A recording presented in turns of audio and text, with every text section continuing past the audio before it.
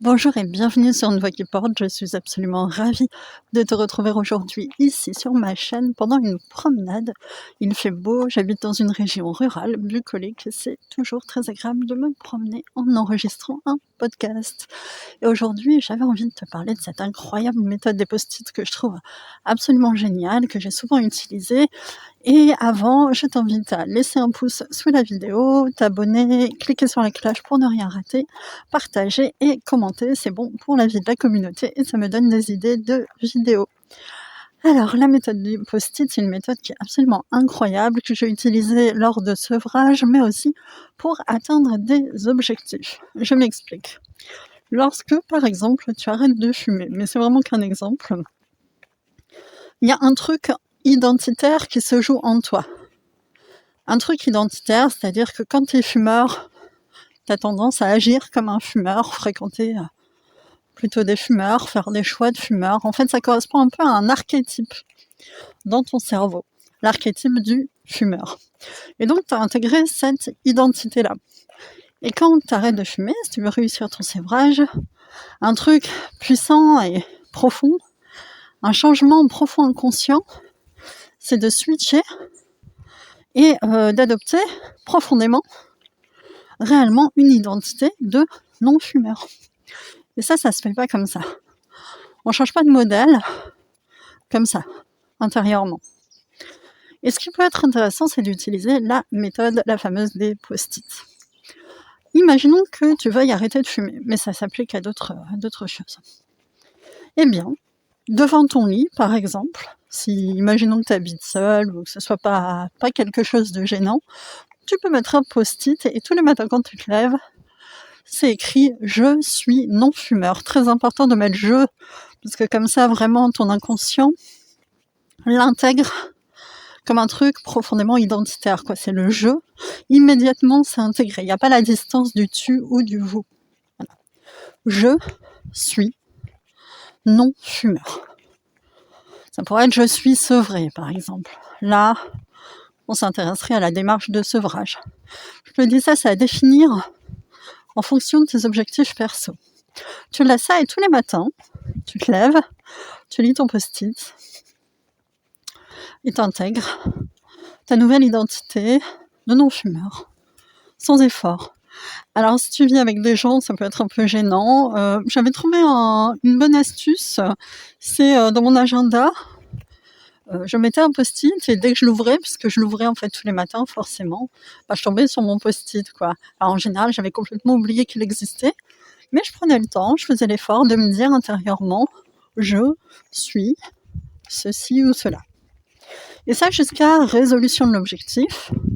Le but, c'est que tu intègres ta nouvelle identité, là en l'occurrence non-fumeur, et que tu changes profondément d'archétype, que tu arrives à t'identifier en fait.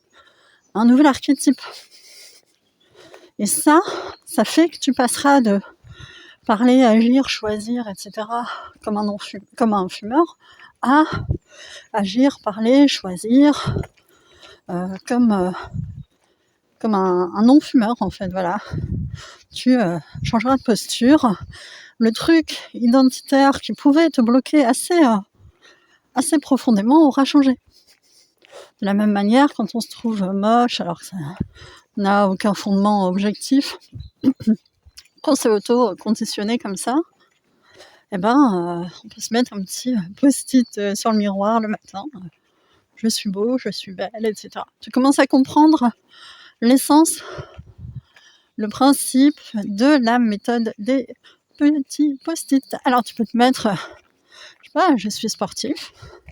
Tu peux te mettre un peu ce que tu veux. Moi, je t'invite à préférer plutôt, si possible, les formulations positives, mais ça permet efficacement de travailler sur le côté identitaire. Et ce qui est génial avec les post-it, c'est que Alors moi, je l'ai beaucoup pratiqué et c'est assez sympa. Enfin, des fois sur des trucs un peu idiots. Par exemple, j'avais tendance à oublier de fermer mon micro-ondes. Alors là, c'est encore autre chose, mais j'ai mis un post-it «Ferme-moi» sur mon micro-ondes, comme ça, quand j'oublie de le fermer, je me dis «Ah oui, c'est vrai, il faut que je le ferme». Et alors, ce qui est rigolo, c'est que tu oublies qu'il existe, forcément. Il y a le jour où tu le mets en place, et puis les autres jours où tu oublies complètement que ça existe. Et à chaque fois, tu te dis «Ah oui, c'est vrai». Et où, bah, ma foi, là, puisque tu n'as pas encombré ton esprit avec ce genre de choses, tu peux te contenter de répondre à l'injonction. Alors je répète, très important, si tu veux travailler sur la dimension identitaire, parler au présent, utiliser le jeu, comme ça, hop, directement, ça passe dans l'inconscient, c'est très puissant, tu n'as qu'à lire ça dans ta tête, voir le simple fait de le lire fait que tu l'intègres, quoi. Et si possible, le faire assez longtemps pour que tu aies switché définitivement, quoi, que tu aies switché pour de bon. Souviens-toi que cette méthode existe quand on aura besoin, parce qu'il n'y a pas plus simple.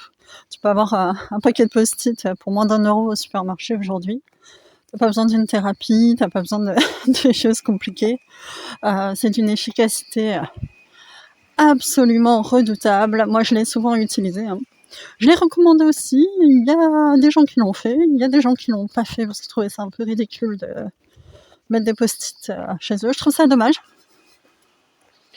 Mais bon, on se donne les chances qu'on se donne, quoi, dans la vie. Je pense que c'est quand même pas très coûteux.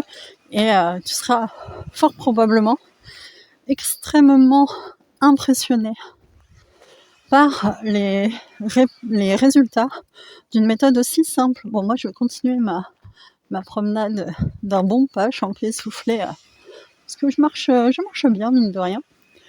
Je te dis à très bientôt sur Une Voix qui porte. Rendez-vous sur unevoixquiporte.com. Abonne-toi à ma newsletter, toujours sur unevoixquiporte.com. Et prends soin de toi. À très bientôt.